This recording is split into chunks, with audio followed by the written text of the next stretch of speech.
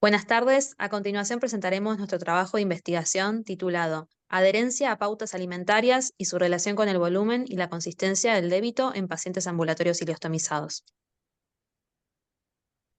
La ileostomía es el procedimiento por el cual se produce la exteriorización de un segmento ileal para drenar la materia fecal, pudiendo ser esta temporal o permanente. Generalmente utilizada para el tratamiento del cáncer colorectal, enfermedades inflamatorias intestinales, poliposis adenomatosa familiar, entre otras. A nivel mundial, la cifra de individuos ostomizados asciende a 1,9 millones, mientras que a nivel local se estima que 2 de cada 1.000 personas conviven con una ostomía. En promedio, el 50% de los casos presentan algún tipo de complicación clínica y este número puede alcanzar hasta el 96% durante las primeras 3 semanas postoperatorias. Dentro de las complicaciones más frecuentes están descriptas el daño de la piel periostomal, infección o abscesos, retracción o hundimiento, dehiscencia mucocutánea, necrosis y, aunque menos conocidos y descriptos, los problemas hidroelectrolíticos y nutricionales asociados a un débito alto por la ostomía. No existe consenso unánime acerca de la definición del débito alto por la ileostomía. Este comúnmente varía entre 500 a 1.000 mililitros diarios. No obstante, se clasifica como alto débito si supera los 1.500 a 2.000 mililitros durante más de 24 horas o mantiene débitos superiores a 1.000 durante al menos 3 días consecutivos. Existe escasa evidencia acerca de qué es lo que constituye una alimentación óptima para pacientes ileostomizados. Los lineamientos nutricionales que se le brindan al paciente con ileostomía suelen ser restrictivos. Entre las recomendaciones generales se encuentran evitar comidas copiosas, comer despacio y masticar correctamente los alimentos, reducir el volumen de la cena, restringir alimentos con elevada cantidad de azúcares, fibra y grasa, controlar la ingesta de líquidos, agregarse a las comidas y consumir almidones refinados y evitar la ingesta de alimentos formadores de olor y gas. Algunas investigaciones mencionan que los pacientes con ileostomías comienzan a adoptar hábitos para controlar las funciones intestinales por motivos estéticos, como evitar olores, flatulencias y contenidos voluminosos, mientras que otros eligen sus alimentos por prueba y error, ya que las pautas les resultan muy restrictivas y no logran adherir a las mismas.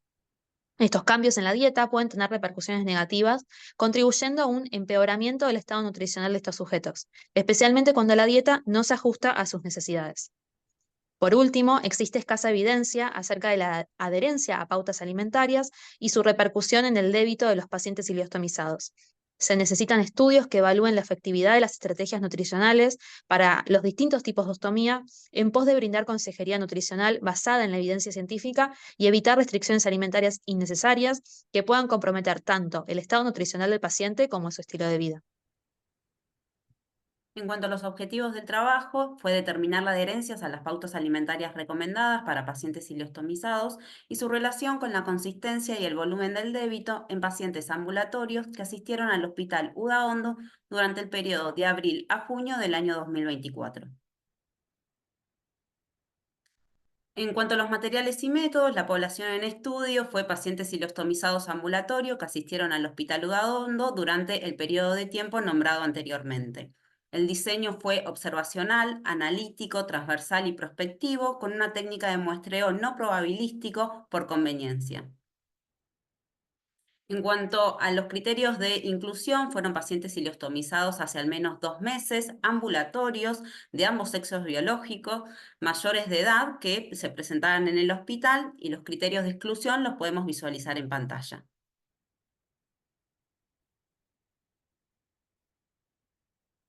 En las variables de caracterización tuvimos el sexo biológico, la edad, el porcentaje de la pérdida de peso, el estado de nutricional según el IMC, el motivo de la ileostomía, el tiempo de la realización de la ileostomía, asesoramiento nutricional inmediato, el seguimiento nutricional luego de la cirugía y si los pacientes tomaban fármacos que modifiquen el débito.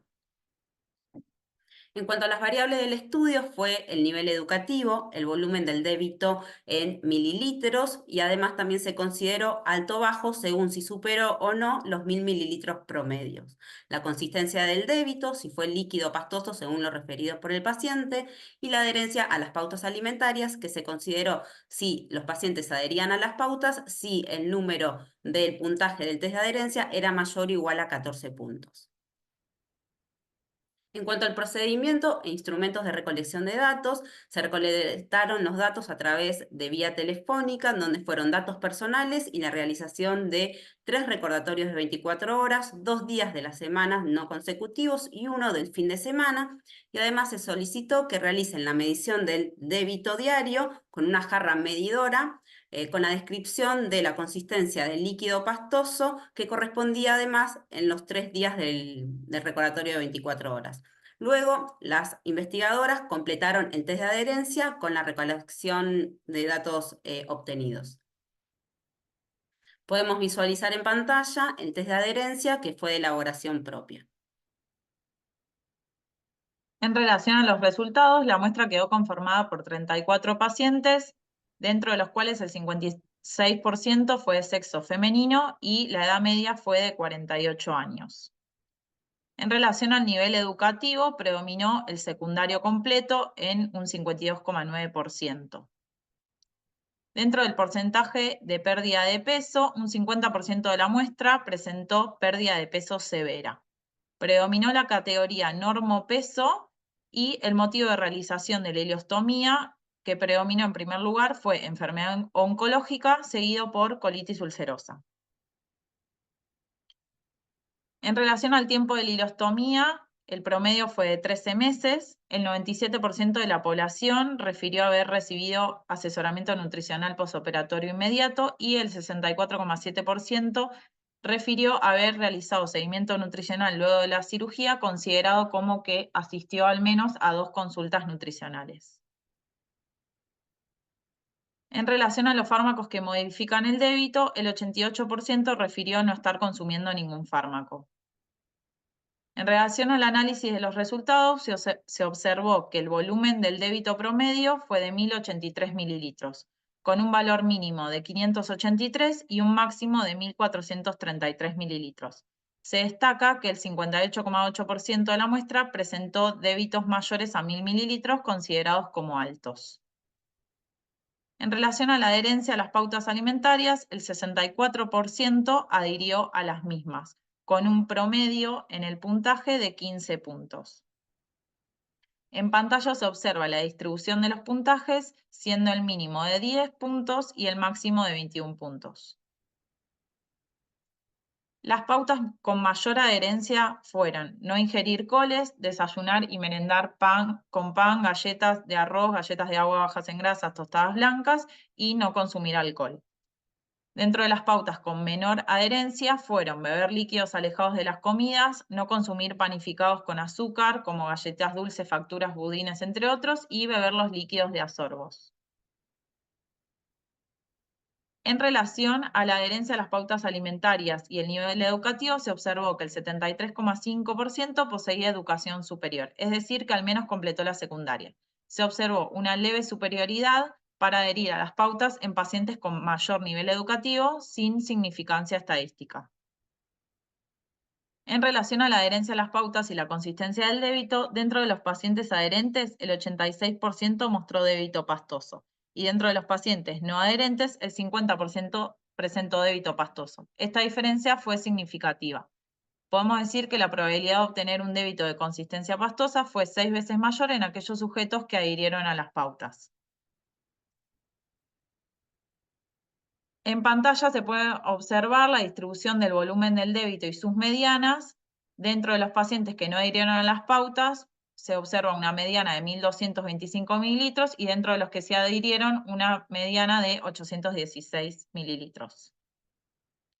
En relación a la adherencia a las pautas y el volumen del débito, dentro de los pacientes que no adhirieron, el 100% presentó un débito alto y dentro de los que sí adhirieron a las pautas, el 36% presentó un débito alto. Esta diferencia fue estadísticamente significativa. Podemos decir que la probabilidad de presentar alto débito se incrementó 2,7 veces por tener baja adherencia a las pautas respecto a los que sí adhirieron. Como conclusión, podemos decir que adherir a las pautas alimentarias se asoció de forma significativa a obtener un débito pastoso. Por otro lado, gran parte de la muestra presentó volúmenes altos, pero aquellos que sí adhirieron a las pautas presentaron volúmenes significativamente menores. Por último, un asesoramiento nutricional continuo e individualizado podría mejorar la consistencia del volumen del débito, junto con la reducción de complicaciones y reingresos hospitalarios, sensaciones de confusión o frustración en los pacientes y facilitar la integración de las recomendaciones en los estilos de vida y preferencias personales de los pacientes ileostomizados. Agradecimientos. Muchas gracias.